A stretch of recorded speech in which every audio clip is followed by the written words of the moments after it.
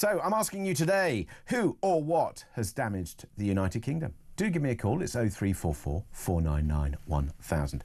Meanwhile, one of the things that we very often talk about on this station is the state of our economy and indeed that push by the government for growth. Well, I'm joined now by James Murray MP, Exchequer Secretary to the Treasury. James, thank you so much for joining us here on Talk.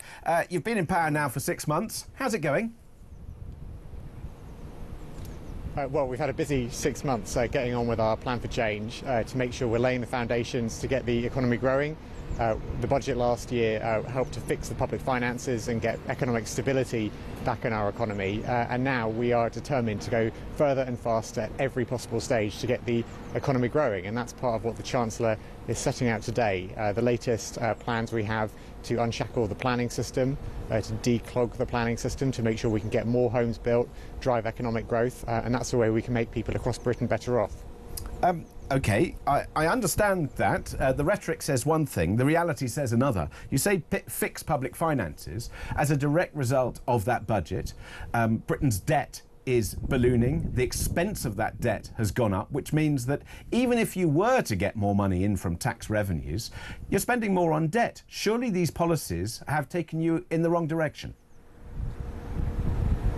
Well, some of the difficult decisions of the budget last year were necessary to restore stability to the public finances. We know we inherited a mess, we know we had to take difficult decisions, but the reason why we did that is so that we can have that stability on which businesses will invest, on which we can have economic growth. And we are champions of British business and British entrepreneurs, and we know that with the right support from government, they can invest, create jobs, create wealth, and that's exactly what we want to do. So when you say that you're champions of British business, how do you respond then to the supermarkets, for example, who have announced job losses as a direct result of your national insurance payment changes?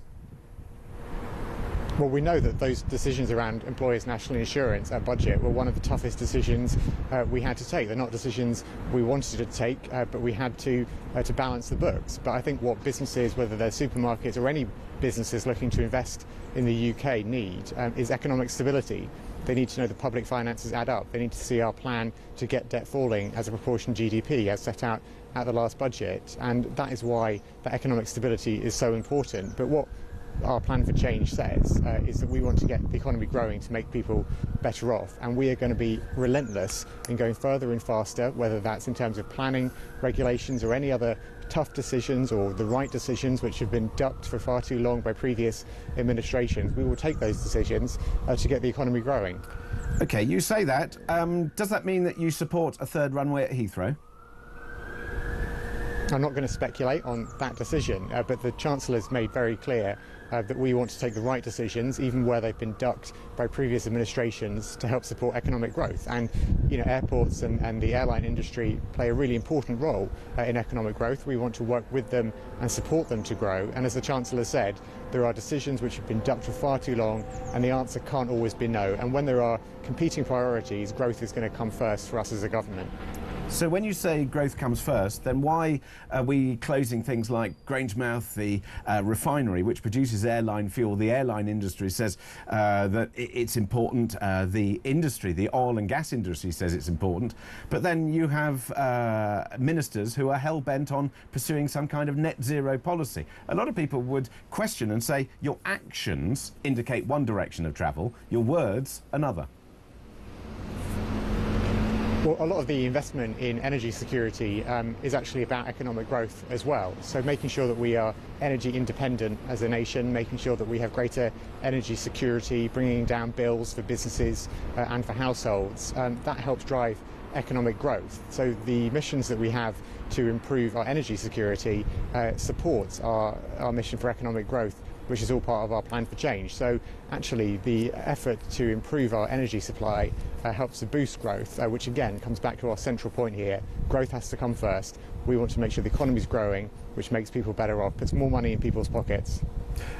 Well, the economy isn't growing, so I'm wondering, when can we start to judge you? Because you'll tell me, well, we haven't been in for long, we inherited such a mess and all this sort of business. And yeah, we can all have a blame storm at the previous government and their lack of competence, either economically, ability to govern, all range of things that we can have a go at them for. At what stage can we hold you and your government accountable for the fact that economic growth has stalled, unemployment is on the up, inflation has stopped falling, interest rates haven't fallen as quickly or as they should have done, tax is rising again beyond the 70-year height that we had before, and you have Rachel Reeves, the Chancellor, saying, I'll deliver for working people.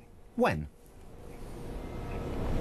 Well, you can already see that wage growth is the fastest in 3 years, with take-home pay after inflation being about £20 higher a week than it was before. We've seen evidence from the IMF, who have uprated our prospects, saying that we are going to be the fastest growing major European economy over the next 2 years. PwC did a survey of business leaders who said that the UK is the second best place in the world to invest, second only to the US. So all of the indications are that we are moving, we're starting to move in the right direction. Like, we had to take difficult decisions last year to clear the decks, to reset things after our inheritance from the previous government, but we are going further and faster than ever before in getting the economy growing. And that does mean that we need to take difficult decisions, but growth will come first when we're taking those. You keep saying that growth will come first, but growth isn't in evidence, and any economist I've spoken to tells me that the decisions that you're taking are not pro-growth measures, that if you really were pro-growth, you'd be cutting tax, you'd be increasing the scope of it, but you seem to be making ideological decisions. So, for example, are you hell-bent on destructing family farms through the insistence of inheritance tax, for example, on small family farms? What we are determined to do is to balance the public finances so that we have that economic stability. Because actually, if we hadn't done what we did at the budget last year, if now we still had the public finances in a mess and public services falling over, businesses wouldn't be willing to invest. Well, they are in a mess and they are falling over.